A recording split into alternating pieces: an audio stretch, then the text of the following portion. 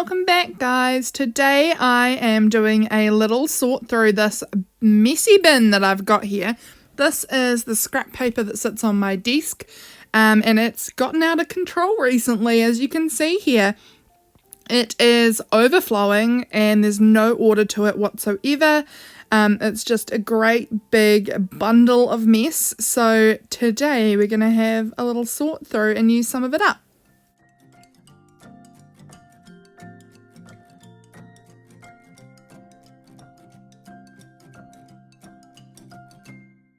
For a big job, we need a big drink. So I have my great big coffee there, and I am starting to flip through. So some of these printed out bits of paper, I'm just cutting off the excess from around the edge. I know that I'm not going to use that. It's just taking up more room, so I'm cutting off any excess that is around the edge of pieces of paper. I am sorting all of these scraps and paper that I plan to use in collaging or however I end up using it into some different categories here. So over in the top right there, I'm kind of putting book pages and music paper together because they're that same sort of white background, black text or music notes kind of thing. They have a similar look to them, so I'm putting them all together in a pile. Next to that, slightly to the left of those book pages, I am making a little bundle of scrapbooking papers. I am including my printables and things like that in there that are like for like a big piece of patterned paper. So that is where I'm putting all of those. Next to that, slightly to the left of that, where there's that little pink and green and white floral piece, that is wrapping paper scraps. I hoard wrapping paper.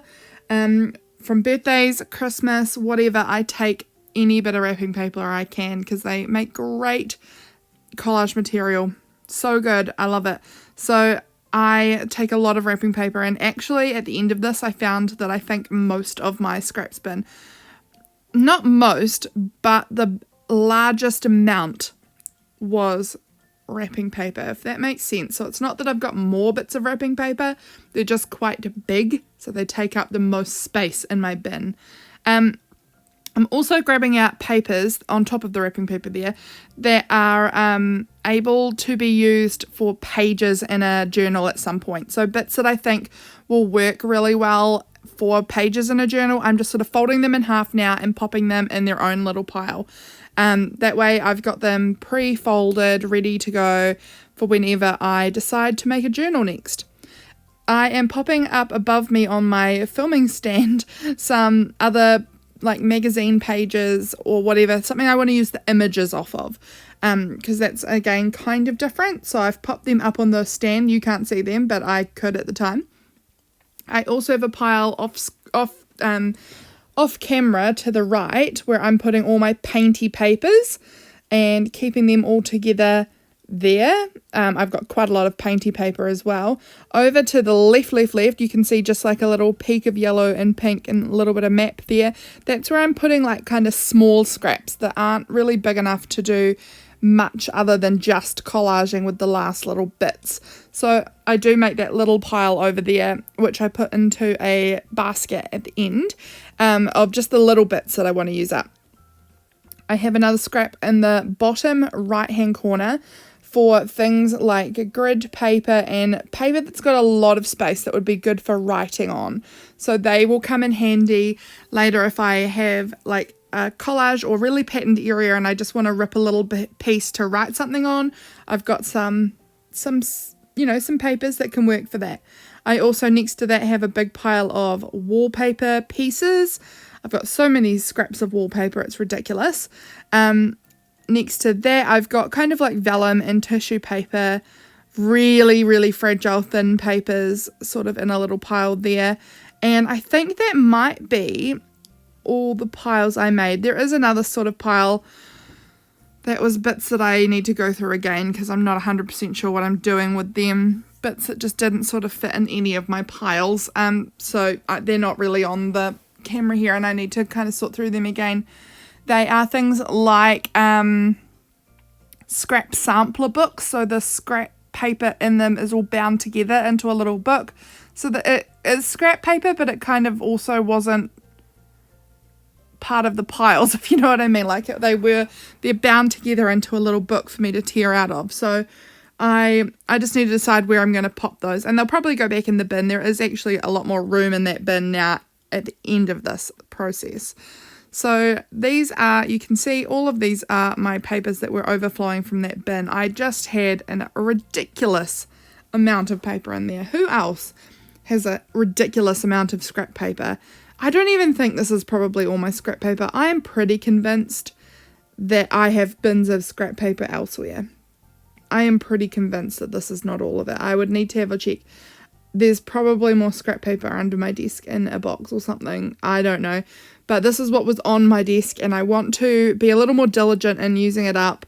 And the way I had it, every time I pulled a piece out, it would pull out like 6 other pieces with it, and it was just getting a little out of control. So this process was very necessary for me. Just get that a little bit sorted out. It's not even that sorted, but it's a little bit sorted now.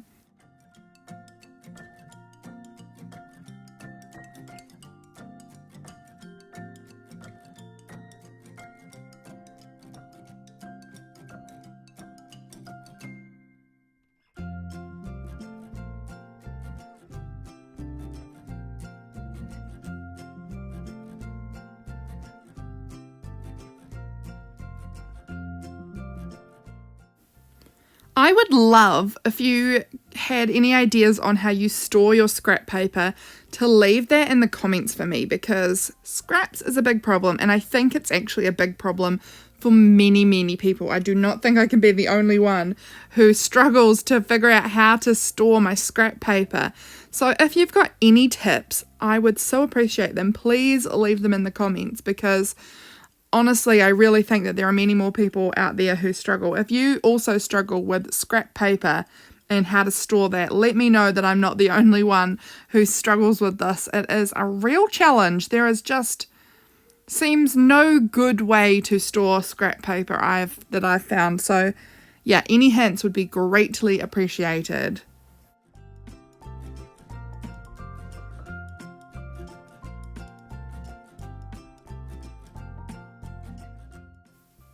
Here comes the box. So you can see here we're getting to the end. We are just finishing up what was left in that box, and that was an exciting feeling, getting all of that out and finished. So now I am going to start stacking it in. That's all my wrapping paper scraps just there. Almost takes up the whole box by itself. So now we're putting in the book pages, and you can see it's going in a lot neater and tidier now. It's so much more accessible. I also have my wallpaper bits, or I just pop those aside. Actually, I don't think they end up going back in here. I think I'm going to find a separate spot for wallpaper.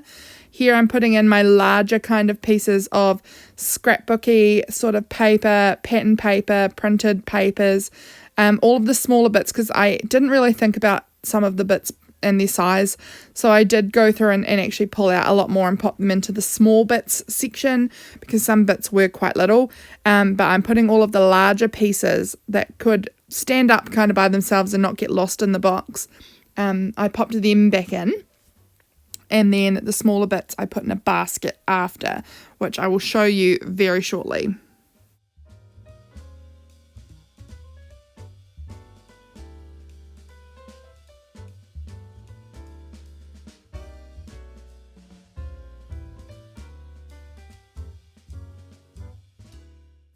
Everything that's going back in the box is now in the box, and we can pop that off screen. Those are my book pages, my tissue paper.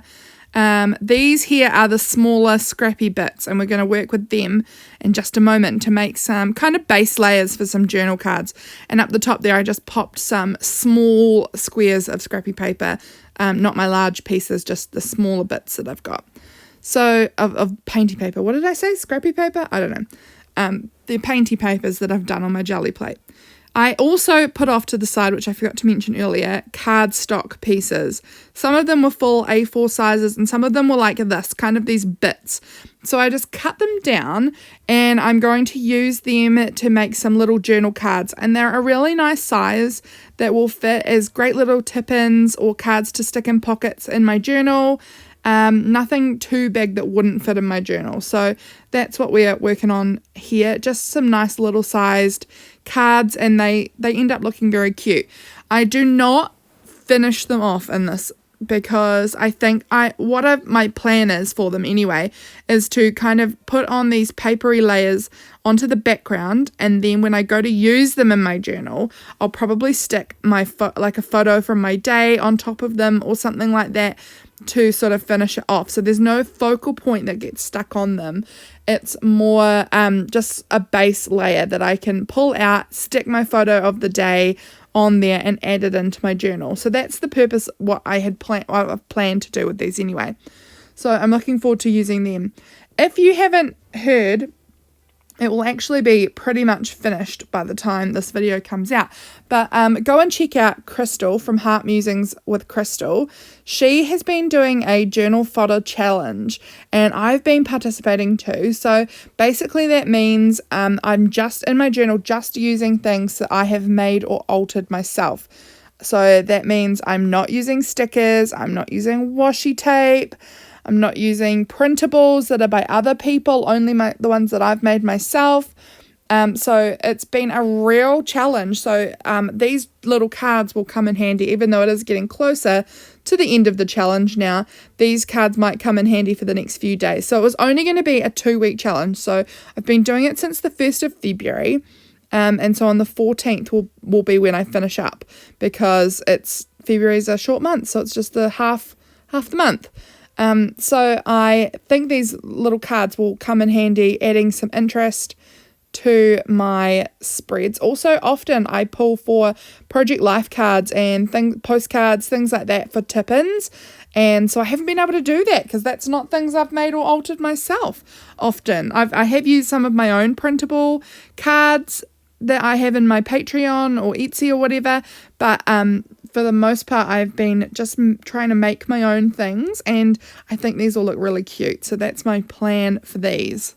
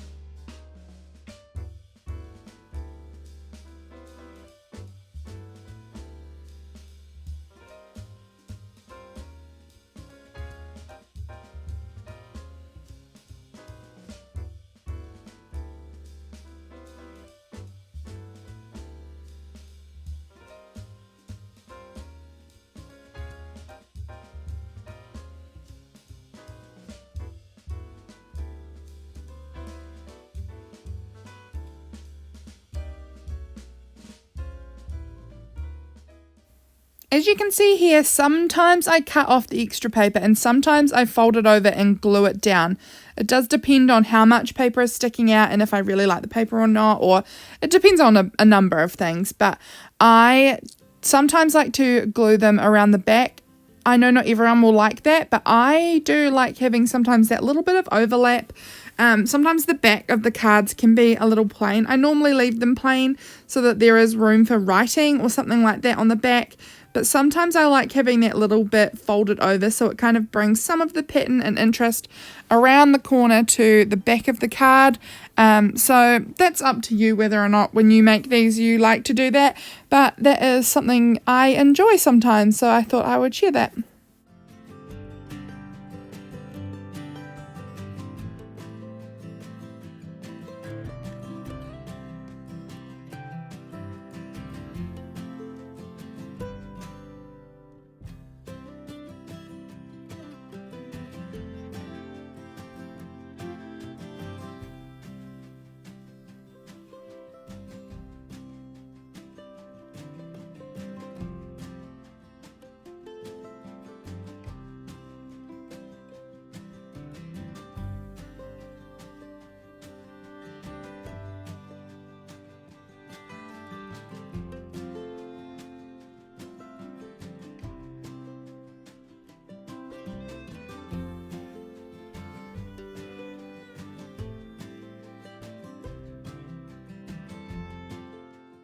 While I was working on this card, my husband came in and he wanted to say hello. So here's his beautiful face popping in to say hello to you all.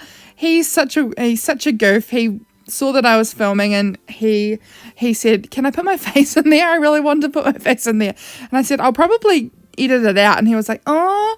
So I have kept it in because he wanted his little face to make an appearance here in this video. So that was my husband being his typical weirdo self.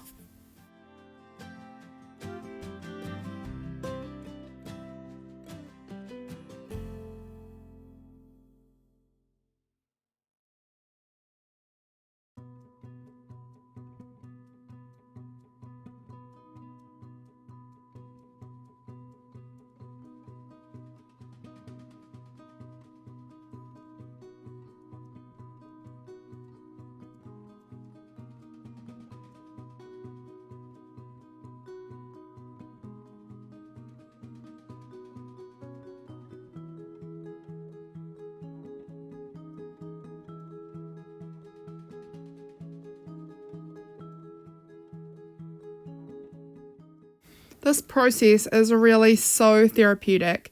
I love just ripping up paper and gluing it down. It doesn't have to look good together, although I do like how these turned out. I mean, you don't have to try and do it so that they all match. I just had the best time doing this. It was really relaxing, just what I needed. I've been quite sick recently, just really run down. And so this was a really nice, relaxing thing to do in the afternoon on a day that I wasn't working, just so nice and peaceful. And I really like how they turned out. They used up a bunch of my scraps, not as many as I would have liked, but it definitely used up a good number of them, and got myself ready for later this week, having things to add to my journaling. So they were a great thing to make. And if you make something like this, just some like base layer journal cards, let me know. I would be interested in seeing them and what you've made with them. They are really, really fun. And like I said, later on, you can use them for so many things. You could add a kind of a plain piece in the middle to do some writing. You could do the writing on the back. You could add a photo on them. You could add magazine cutout images or fussy cut images as like focal points. Anything. They're so versatile. You can use them in so many ways as tip-ins and pockets. Super versatile. You could also do this to make journal covers. I've done that before too, using up my scraps. So many ways you can use this sort of thing.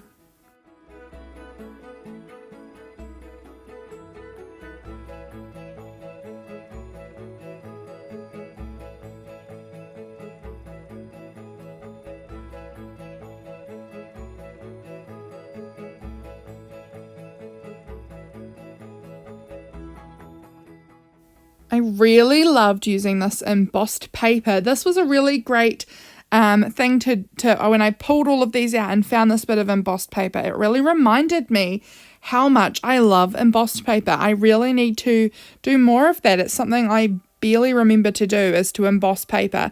I actually don't own an embossing machine. I am loaning one from a friend of mine who lives nearby, and I need to go through and emboss more paper because it really adds the best texture and so much interest to a bit of paper. So this was a really great reminder, and this is a reminder for you too. If you have an embossing machine and you forget to use it, don't forget to use it. They are really, really cool.